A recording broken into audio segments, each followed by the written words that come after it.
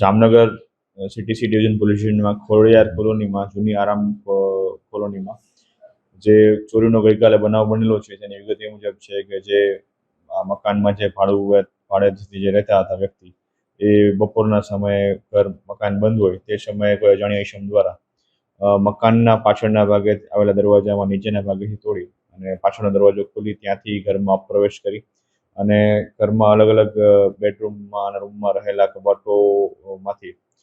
સોનાના અલગ અલગ જે દાગીના છે તેની ચોરી કરવામાં આવેલી છે. જે ચોરીમાં આશરે કુલ અલગ અલગ જ્વેલરી મળીને આશરે 24 તોલા સોનું અને જેની કિંમત 6,01,000 રૂપિયા જેટલી થાય છે એ બાબતના કુલ ચોરી થઈ છે. જેની બાબતની ફરિયાદ સિટી સી ડિવિઝન પોલીસ સ્ટેશનમાં BNS 331-3 305 એ મુજબની ફરિયાદ દાખલ કરવામાં આવેલી છે અને અલગ અલગ ટીમો LCB અને સિટી સી ડિવિઝનના સ્ટાફ દ્વારા આ પ્રકારની ઇન્વેસ્ટિગેશન ચાલુ છે.